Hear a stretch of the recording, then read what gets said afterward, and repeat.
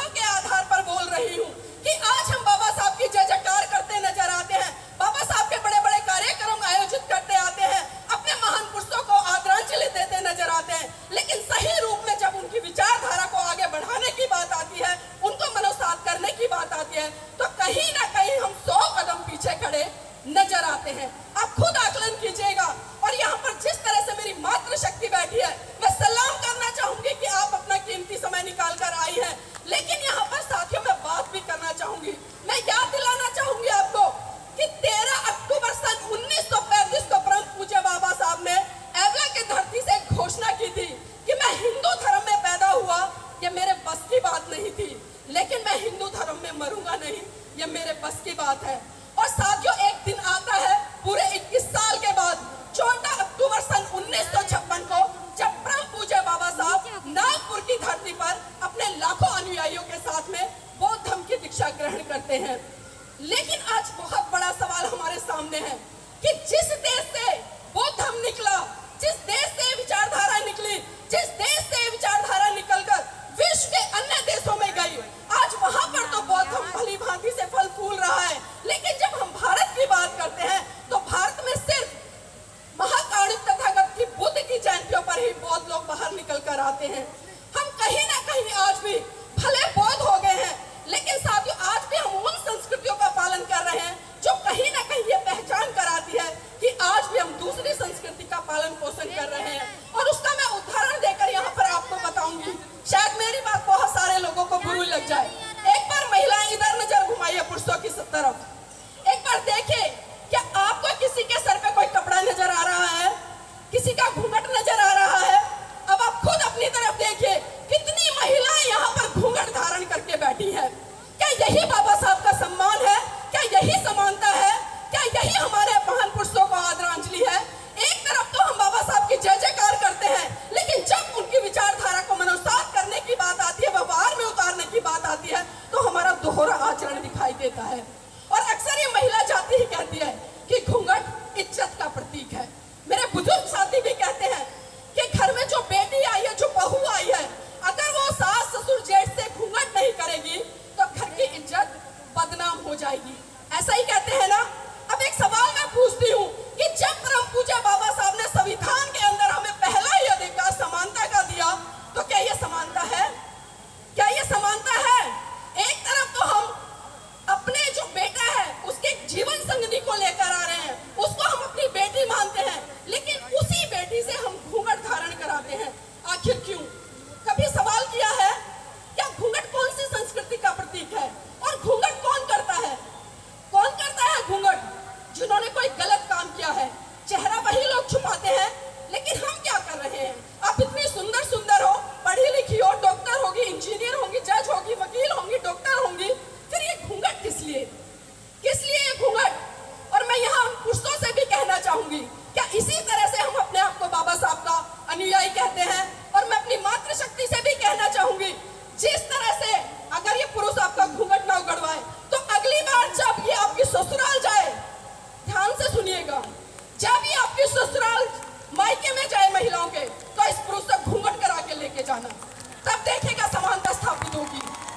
करिएगा इस काम को, लेकिन हम नहीं करेंगे, क्योंकि आज भी मैं कह रही हूं कि जब भी महिलाओं की आजादी की बात आई है, उनके आंदोलनों की बात आई है, उसमें बढ़ चढ़कर जो भाग लिया महिलाओं ने कभी नहीं लिया। उसमें सबसे अग्रणी भूमिका पुरुषों की दिखाई देती है।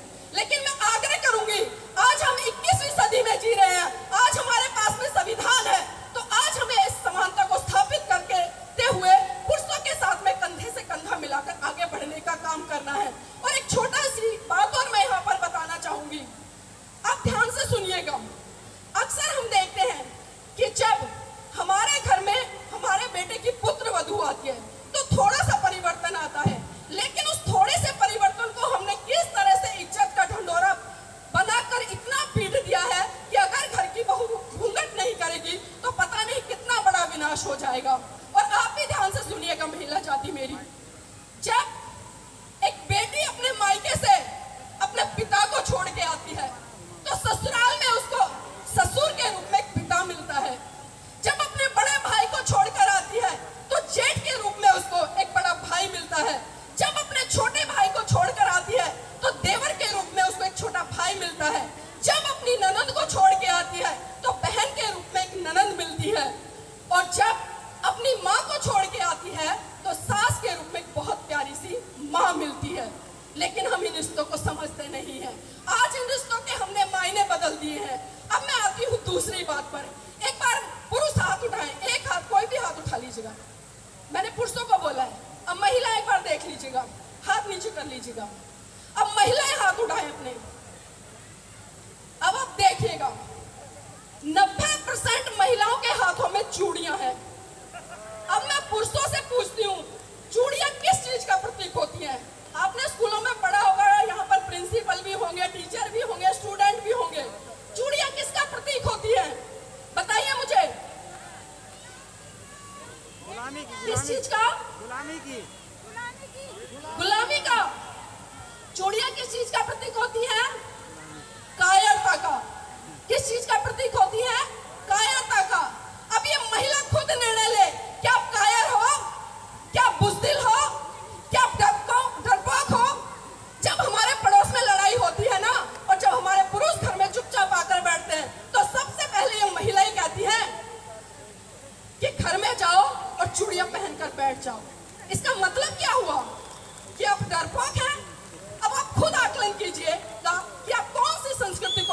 ले रही हैं। और बहुत सारे लोग तो इसको स्वार्थ का प्रतीक भी मानते हैं।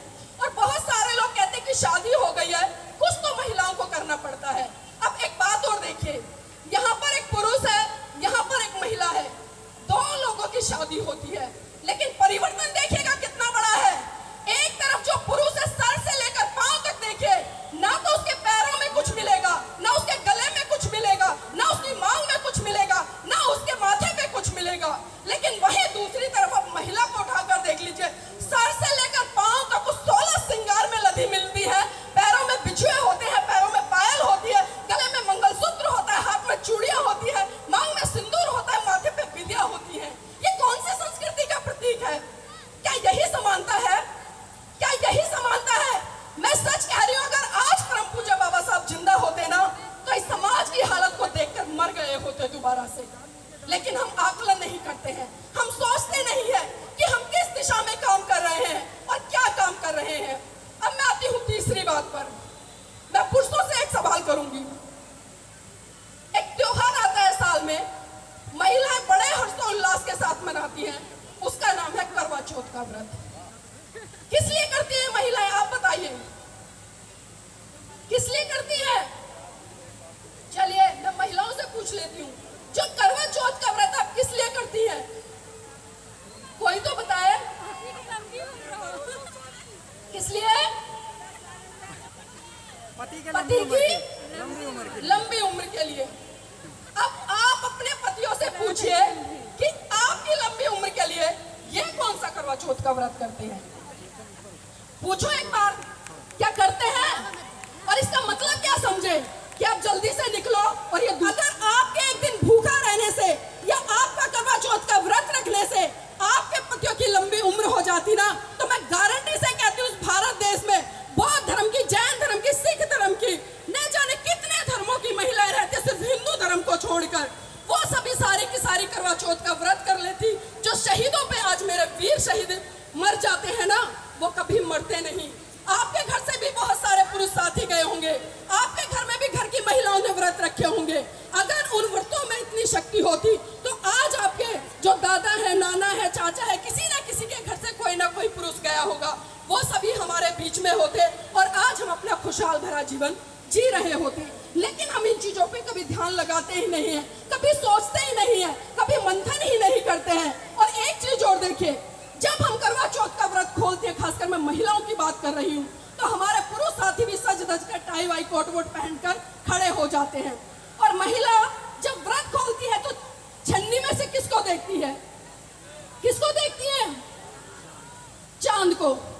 अब एक बात बताइए मुझे, जब बचपन में आपका बच्चा रोता है तो आप बड़े गर्व से कहती हैं कि बेटा देख चंदा मामा निकल गया। क्या बोलती है? कि बेटा देख चंदा मामा निकल गया। और जब करवा चौथ जैसी रूढ़िवादी परंपराएं आती है तो आप उसी चांद को, उसी भाई को पति के रूप में देखती हैं। तो कैसा दोहरा मापदंड? क्या इसी दिन के लिए परम पूज्य बाबा साहब ने 4-4 बच्चों की कुर्बानी दी?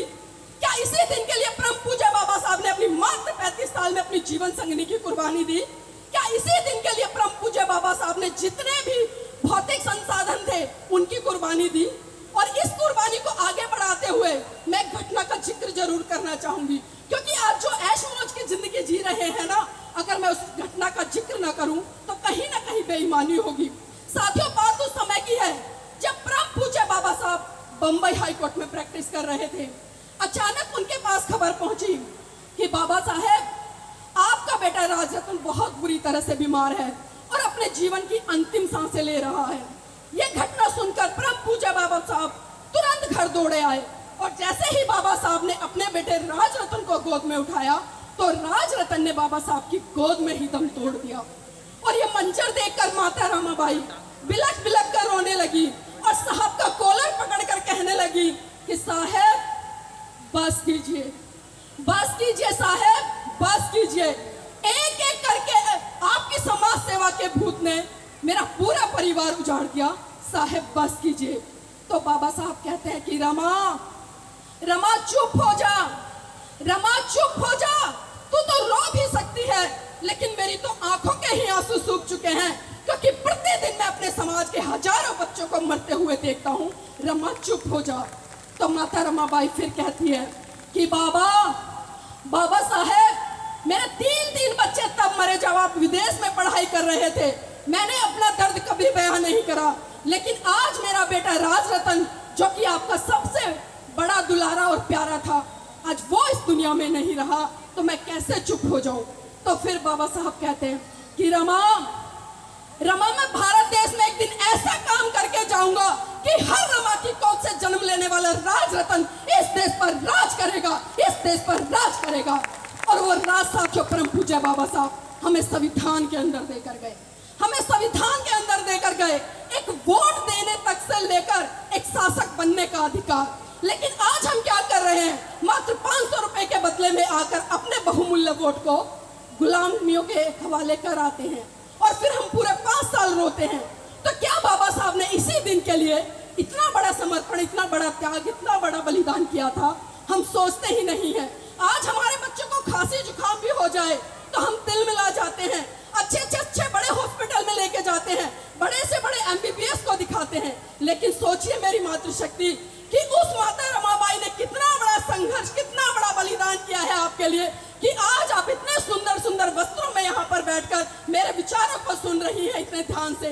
तो ये सिर्फ और सिर्फ हमारे महान पुरुषों के कारण आया है। और किसी कड़ी में अगर मैं बात करूं महाकारुणिक तथागत बुद्ध की, क्योंकि आजकल जो ट्रेंड चला हुआ है कि बात को मान लो, जानो मत। और आप आजादी के 75 साल से आज तक क्या करते आ रहे हैं? हमने कभी जानने का प्रयास नहीं किया।